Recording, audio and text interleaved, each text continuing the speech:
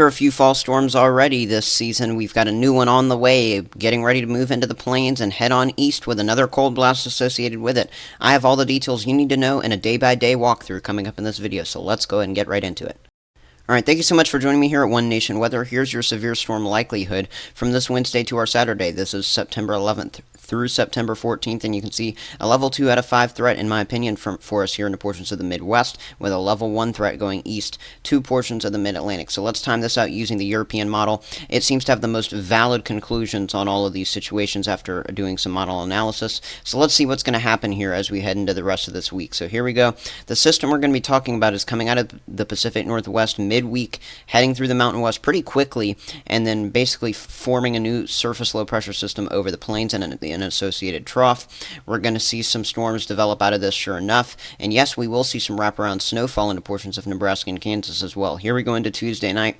The system really just creating some scattered showers here as it gets stationed over far southwestern Canada for us here, right along that Washington border. And then here we go. You can see how that kind of forms a new low pressure system, bringing some of that wind Wednesday night over portions of the plains. Not a whole lot of precipitation yet. Some light snowfall into portions of the Rockies. Yes, some light rainfall pushing into portions of the Dakotas. This is not a major system by any stretch of the imagination yet at this point. It's not going to be a major system, but definitely a pretty significant one in terms of the chance for some heavy rain and, yes, some isolated severe weather. Most of the storms we get Wednesday night will be along a warm front as it pushes northward, as you can see on the screen here.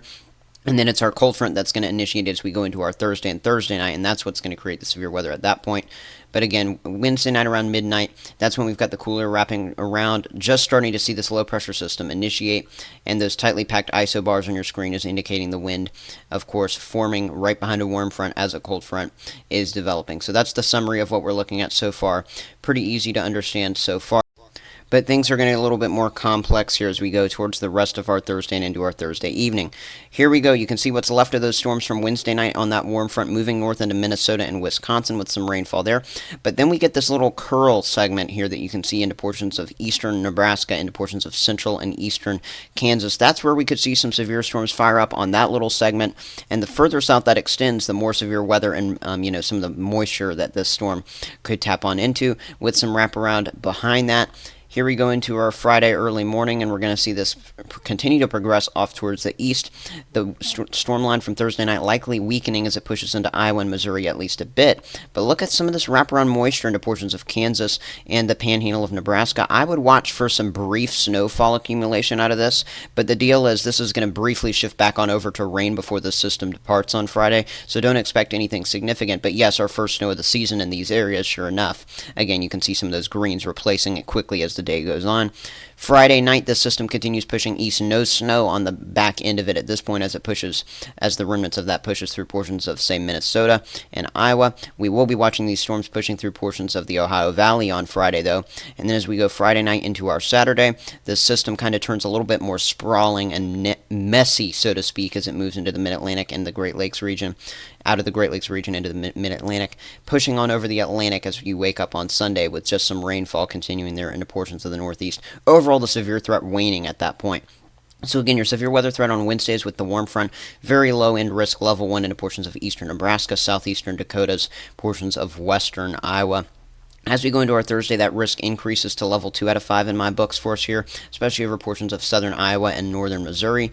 Beginning to shift east with that complex of storms on Friday as this pushes through central Illinois. Yes, this includes into portions of, say, Springfield there, heading on eastward towards the Indianapolis region. And then as we go into our Saturday, that's when it looks like this risk kind of falls apart a bit as the system turns a little messier, and this just turns into more of a flash flood threat towards the northeast with a level 1 threat there for severe weather in the Mid-Atlantic. Now, in terms of rainfall, through the weekend, we're talking about a good inch or two of rain along this shield coming out of the portions of far eastern Wyoming all the way on over to the Great Lakes in the northeast. Overall, though, the best chance for seeing 2 to 4 inches of rain is going to come in these red colors there from portions of the Dakotas heading on over towards Michigan, and this is going to be pretty hefty in terms of the rainfall department there.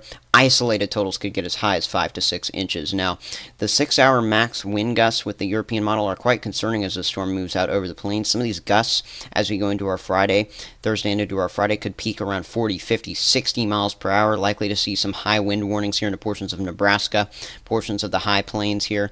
So this is going to be a pretty dynamic storm system, sure enough. Some of these 20, 30 mile per hour wind gusts going all the way over to the east coast. What's also going to be near the east coast is this quick Gulf storm that's going to be brewing here. Western Gulf, this is what's left of Tropical Storm Lydia, which was in portions of the eastern Pacific, got pulled back over here into portions of Central America, and now it's heading on over across Mexico, getting ready to enter the Gulf. And as we go towards Wednesday, voila, this system's going to be making its way into the central Gulf of Mexico in the morning. You can see not really a very dynamic looking system here, very messy, very sloppy, what basically this land system is going to look like as it pushes over the mid-Atlantic.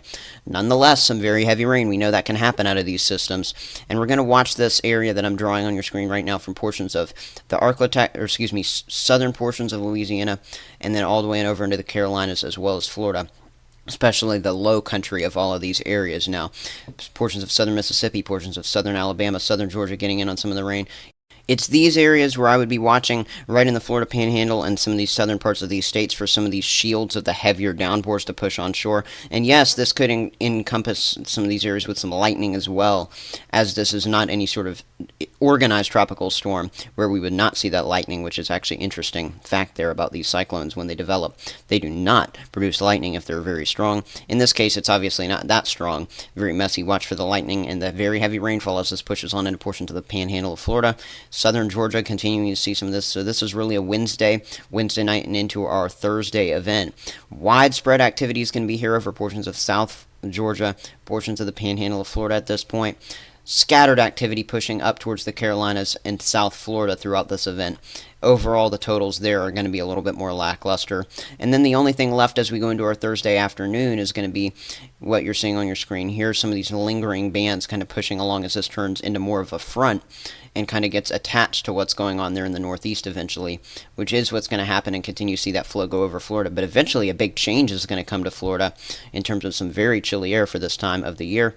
The GFS brings the rainfall with the system a little further north, the Euro keeping it down towards the coast, as we've been seeing through this model run. The Euro has been what I've been sticking with throughout this video. Now, in terms of your forecast rainfall, this is from the Weather Prediction Center from NOAA, so you're looking at an official graphic here. The rainfall totals are expected to hit New Orleans with a couple of inches, so this could bring some flooding out there. Right along that Mississippi coast, the Mobile, Alabama area, heading on over to the Panhandle of Florida, 2 to 4 inches there. That's the expectation. Some of these areas, though, into portions of the Panhandle of Florida and South Georgia, I'd watch out for up to 6 inches of rain. And these are the same areas where it is about to get downright cool for this time of the year. The low pressure systems, once they get offshore, that's going to allow for cool air to rush on in with the northwest flow, the double northwest flow behind these, and just look at how that encompasses the southeast. A very pleasant air mass going to settle in over those areas with some 60s, 70s, pushing as far south as the Florida Panhandle for sure. This is going to be very comfortable weather. Warmer air compared to average pushing back onto the north behind this here into portions of, say, the Pacific Northwest as well as the west.